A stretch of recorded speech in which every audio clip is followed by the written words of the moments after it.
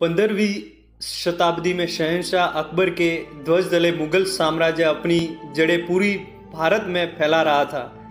बहुत से हिंदू राजाओं ने उसके सामने घुटने टेक दिए थे और बहुत से राजाओं ने अपने राज्य बचाने के लिए डट कर मुकाबला किया।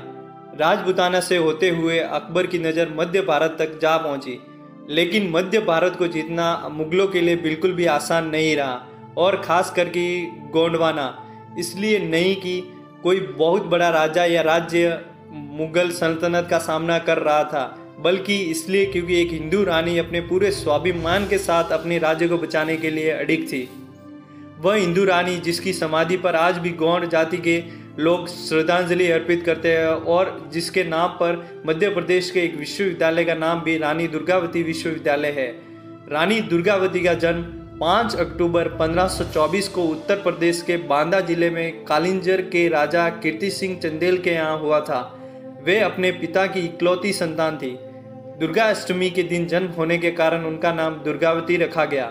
नाम के अनुरूप ही तेज, साहस, शौर्य और सुंदरता के कारण उनकी प्रसिद्धि सब जगह फैली हुई थी।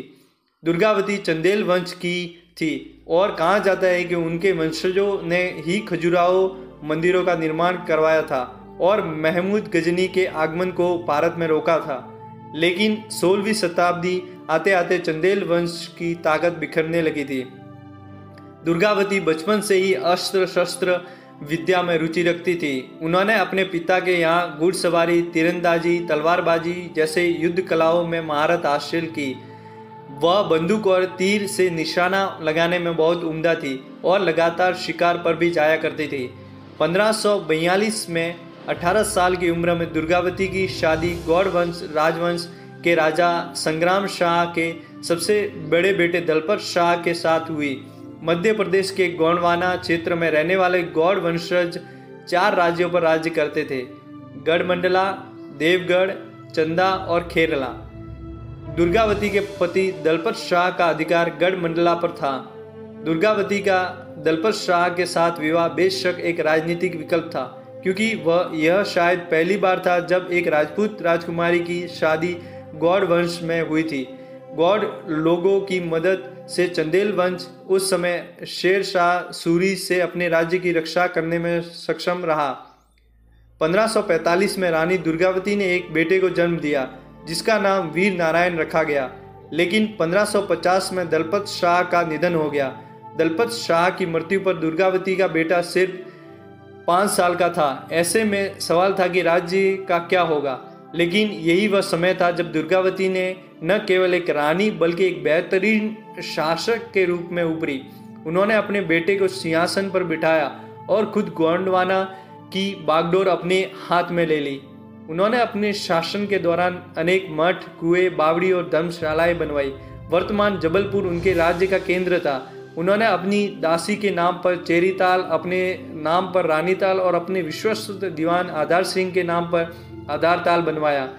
इतना ही नहीं, रानी दुर्गावती ने अपने राज दरबार में मुस्लिम लोगों को भी उम्दा पदों पर रखा। उन्होंने अपनी राजधानी को चौरागढ़ से चिंगोरगढ़ स्थानांतरित किया, क्योंकि यह जगह राजनीतिक रूप से बहुत महत्वपूर्ण थी।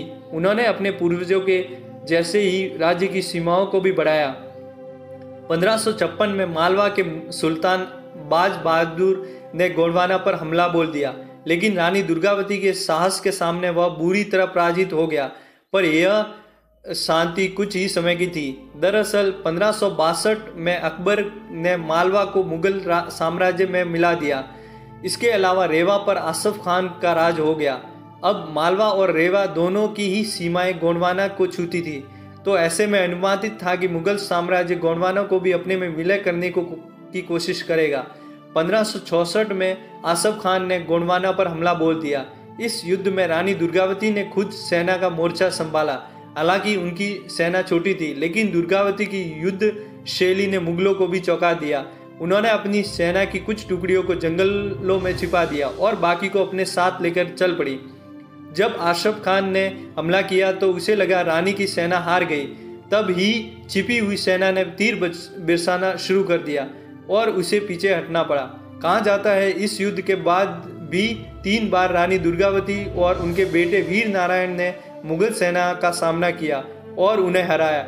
लेकिन जब वीर नारायण बुरी तरह से घायल हो गए तो रानी ने उन्हें सुरक्षित स्थान पर पहुंचा दिया और स्वयं युद्ध को संभाला। रानी दुर्गावती के पास केवल 300 सैनिक बचे थे।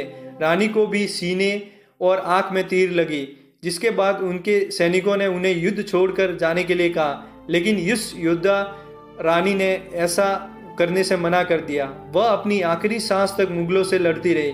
जब रानी दुर्गावती को आभास हुआ कि उनका जीतना असंभव है तो उन्होंने अपने विश्वास पात्र आधार सिंह से आग्रह किया कि वे उनकी जान ले ले ताकि उन्हें दुश्मन छू भी ना पाए। लेकिन आधार सिंह ऐसा नहीं कर पाए तो उन्होंने खुद ही अपनी कटार अपने सीने में उतार ली। 24 जून 1564 को रानी ने अंतिम सांस ली। उनकी मृत्यु के बाद उनके बेटे ने युद्ध जारी रखा, लेकिन शीघ्र ही वह भी वीरगति को प्राप्त हो गए, जिसके बाद गढ़मंडला का विलय मुगल साम्राज्य में हो गया। वर्तमान भारत में मंडला मध्य प्रदेश का एक जिला है, जहां चौरागढ़ किला आज पंचमारी में सूर्योदय देखने के लिए प्रसिद्ध टूरिस्ट जगह है। हर साल न जाने कितने ही टूरिस्ट देश विदेशों से आते हैं, लेकिन उनमें चंद लोगों को ही रानी दुर्गावती के इस जौहर से परिचित होंगे। जबलपुर के पास जहां यह ऐतिहासिक युद्ध हुआ था, उस स्थान का नाम बरेला है, जो मंडला रोड पर स्थित है। वही रानी की समाधि बनी हुई है, जहां गौड़ जनजाति के लोग जाकर अपने श्रद्धा सुमन अर्पित करते हैं। जबलपुर में स्थित रानी दुर्गावती विश्वविद्यालय में भी इन्हीं रानी के नाम पर बनी हुई है। इसके अलावा भारत सरकार ने साल 1988 में रानी दुर्गावती के सम्मान में एक पोस्टल स्टैंप भी जारी की थी। देश को ऐसे वीरों और वीरांगनाओं पर सदैव गर्व है रहेगा और देश इन्हें सदैव नमन करता रहेगा। जय हिंद, जय भारत।